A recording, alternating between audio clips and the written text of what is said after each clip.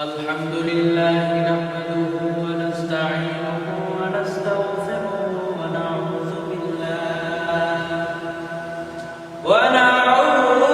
بالله من شرور أنفسنا ومن سيئات أعمالنا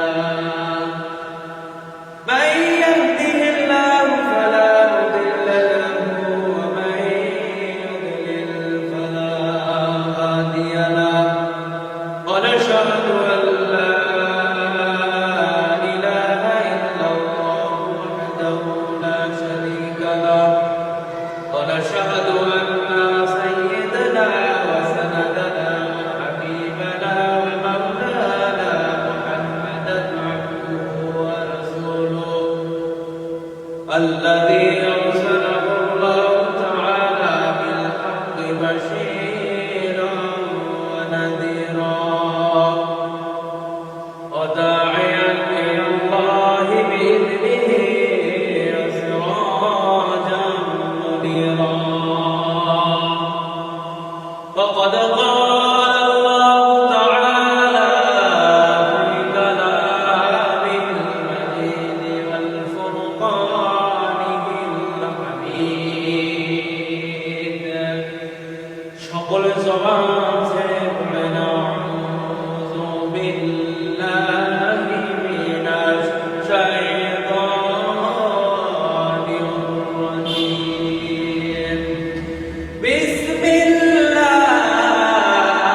বিসমিল্লাহির রহমানির রহিম ইন্নাল্লাহা ওয়া মালাইকাতাহু ইউসাল্লুনা আলান নাবী ইয়া আইয়ুহাল্লাযীনা আমানু সাল্লু আলাইহি ওয়া সাল্লিমু تسليما اللهم صل على سيدنا مولانا محمد وعلى آل سيدنا مولانا محمد ও মদিনার বুলবুলি কেমনে তোমায় রই বলি ও মদিনার বুলবুলি কেমনে তোমায় রই বলি দিন কাটে আর রাত কাটে না দিন কাটে আর রাত কাটে না একা একা নিরিবিলি কেমনে তোমায় রই বলি আল্লাহুম্মা সাল্লি আলা সাইয়্যিদিনা মাওলানা মুহাম্মদ وعلى آل سيدنا مولانا محمد عشقه رسول أبا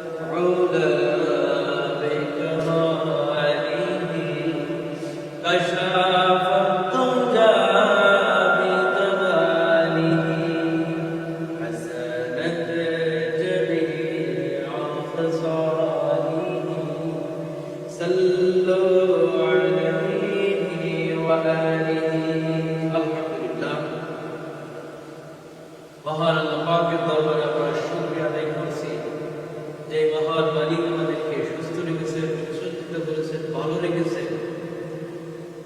আল্লাহ তাআলা সুন্দর একটি সময় আমাদেরকে মসজিদে আসার মতো বসার মতো তৌফিক দান করেছেন। মসজিদ হচ্ছে আল্লাহর ঘর, যেখানে মুসলমান ইমানদার সৌভাগ্যবান তারা পাঁচ ওয়াক্ত নামাজ আদায় করে। এই জন্য মসজিদ এটা একটি জান্নাতের টুকরা। সুবহানাল্লাহ। পৃথিবীর সর্বশ্রেষ্ঠ জায়গা হলো মসজিদ, আর সর্বনিকৃষ্ট জায়গা হলো জান্নাত। এজন্য আমরা কোথায় যাব? নিকৃষ্ট জায়গা বাজারে যাব না শ্রেষ্ঠ জায়গা মসজিদে যাব? আল্লাহর ঘর মসজিদে আসবো, নামাজ পড়বো, মসজিদে বসে বসে জিকির করবো, কোরআন তেলাওয়াত করবো, আল্লাহ তাআলার ইবাদত করবো। আসুন আমরা আল্লাহ পাকের দরবারে শুকরিয়া আদায় করছি যে মহান মালিক আমাদেরকে আজকের জুমার সালাত আদায় করবার জন্য মসজিদে আসার বসার তৌফিক দান করেছেন।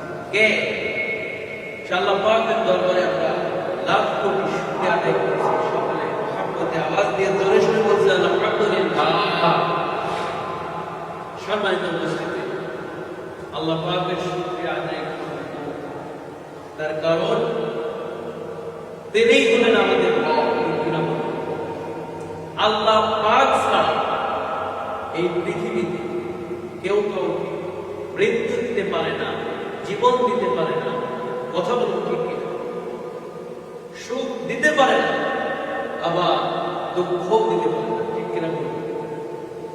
বড় মজার বিষয়, এই পৃথিবীতে একমাত্র শুধুমাত্র কেবলমাত্র আল্লাহ পাক ছাড়া কেউ কাউকে হেদায়েত দিতেও পারে না, আবার হেদায়েত দিতেও পারে না।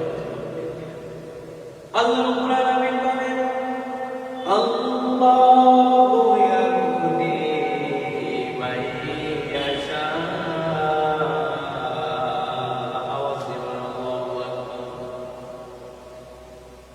আমি আল্লাহ যাকে ইচ্ছা তাকে হেদায়েত দান করি, আবার আমি আল্লাহ যাকে ইচ্ছা তাকে গুনাহের মধ্যে নিয়ে যাই, আবার সারা জীবন তাকে গুনাহের মধ্যে রেখে দেই। এই হেদায়েত দেওয়া আমি আল্লাহ। সুবহানাল্লাহ। হেদায়েত দেওয়ার মালিককে, আমাদের ভালো রাখার মালিককে, সুস্থ রাখার মালিককে। আবার মাঝে মাঝে সেই রব আমাদেরকে অসুস্থ করে।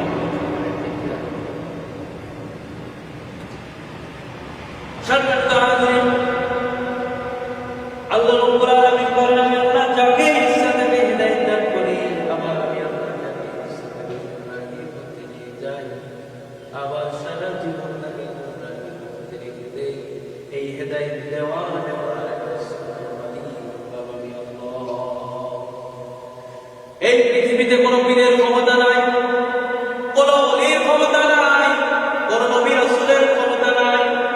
যদি পীরের ক্ষমতা থাকতো, ওলিদের ক্ষমতা থাকতো, নবীদের ক্ষমতা থাকতো, তাহলে নবীরা সব চাইতে বেশি হেদায়েত মানুষকে দিতে পারত। সম্মানিত হাজিরিন, আপনারা জানেন ইব্রাহিম আলাইহিস সালাতু ওয়াস সালাম আল্লাহ পাকের একজন দলিলুল কদর নবী, ঠিক কিনা? আল্লাহ পাক রব্বুল আলামিন যাকে মুসলমানদের আইডল হিসেবে, মুসলিম জাতির পিতা হিসেবে আখ্যায়িত করেছেন। ওই ইব্রাহিম আলাইহিস সালাতু ওয়াস সালাম, ইব্রাহিম আলাইহিস সালাতু ওয়াস সালাম হাজারো দোয়া করে, হাজারো চেষ্টা করে তার জন্মদাতা বাবাকে দিতে পারে না। মরার পরে দোয়া করেছে, আল্লাহ তুমি আমার বাবাকে মাফ করে দাও, আল্লাহ তাআলা করে দাও। আমি তো নবী, তুমি আমাকে বন্ধু হিসেবে আখ্যায়িত করেছো, দুনিয়াতে আমাকে নবী বলে পরিচয় দিয়েছো। আল্লাহ তাআলা আমার যদি জাহান্নামে যায়, তাহলে আমি আমার উম্মতদের মাঝে, তারা পৃথিবীর সমস্ত উম্মতদের মাঝে আমি নবী বলে পরিচয় দিতে লজ্জাবোধ করব। আল্লাহ রাব্বুল আলামিন বললেন, না না না, ও ইব্রাহিম খলিলুল্লাহ,